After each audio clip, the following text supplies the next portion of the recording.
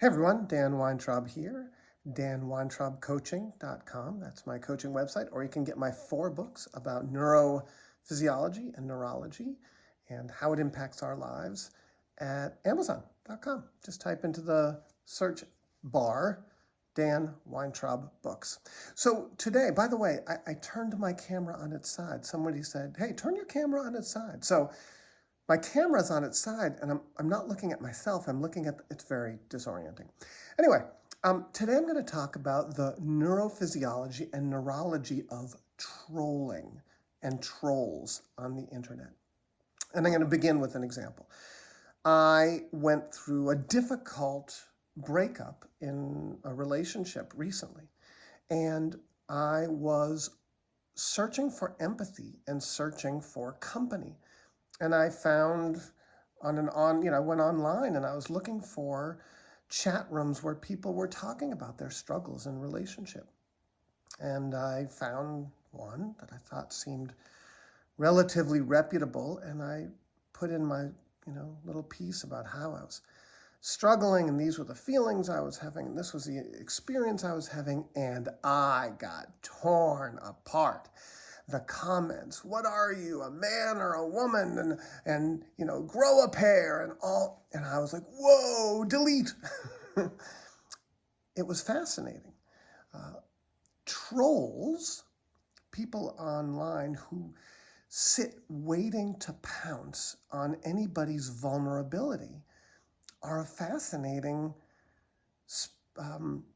spectacle, are a fascinating phenomenon. And again, we could spend a lot of time trying to figure out, what happened during their childhoods that have turned them into such predators. That is a dead end. And those cul-de-sacs are the cul-de-sacs that in some ways therapy has put us down, trying to figure out what's going on in the minds of trolls, trying to figure out what's motivating them. But we need to look at physiology. What is the neurophysiology of the troll? We all of us, experience moments when our temperature rises. And physiologically, neurophysiologically, that has to do with a very overly stimulated nervous system, usually because of a cocktail of adrenaline and cortisol that in concert with our history and what sort of triggers our nervous system makes our temperature rise. For some people, for example, being accused of something, feeling as though they are not trusted for whatever reasons. Everybody has different histories, and that informs our neurology. Our temperatures rise. And we can feel that surge of adrenaline. When somebody gets cut off on the highway, they might feel that surge of adrenaline, that rise and when I say a rise in temperature, what I mean is that feeling that begins in the belly and tingles up through the chest. It's almost like that feeling that makes you want to scream, it compels people to action. But the overwhelming majority of us, even without understanding sort of the neurophysiological component of this, don't necessarily respond to it. Trolls are triggered. Their neurophysiology is triggered by different phenomena online, and they then use that heat and temperature rise to respond and to yell and to attack and to say cruel and what we see as inhuman things to fellow human beings. So just looking at it from a neurophysiological perspective, trolls are extremely dysregulated individuals. They're individuals whose internal experience is so mercurial. And when they're in these moments of intense dysregulation from a surge of adrenaline, and we have no idea, of course, what has precipitated that, what in their lives has created that propensity, they act out and they say and do terribly cruel things. So how do we have compassion for trolls? Well, the compassion comes in recognizing that they are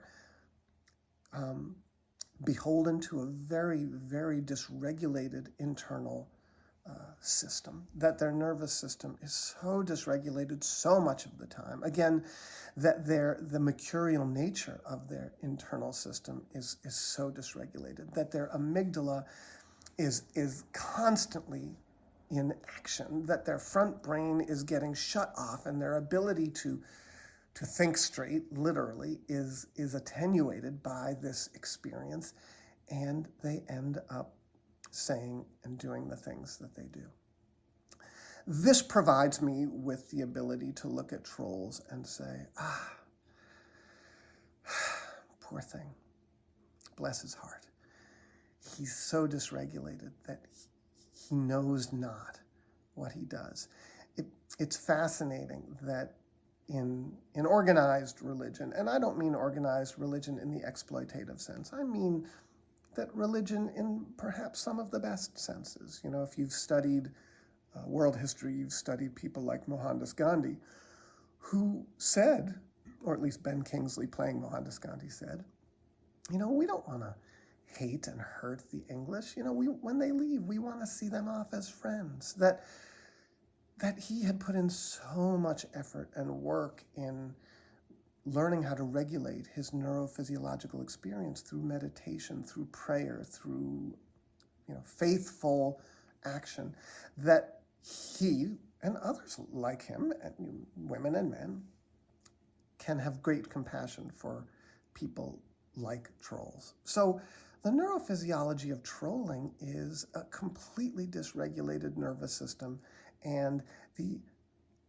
unwillingness to recognize that, or the inability to recognize that, and then B, the compulsion to act upon that.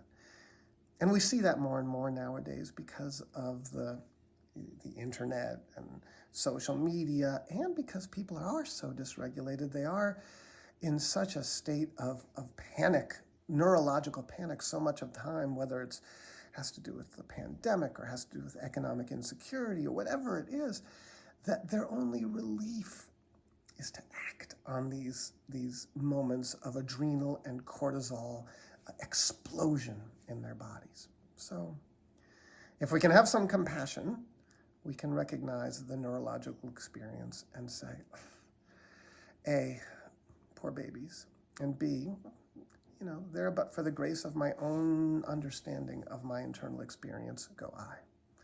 That's all I've got for today. I hope you have a great one. DanWeintraubCoaching.com. I have an active practice, and I'm happy to work with you to recognize your neurophysiology and to develop practices with you that help you attenuate perhaps your temperature rising or propensity for it, and nudge you gently toward a more equanimity-filled life. Hope you have a great day. Bye.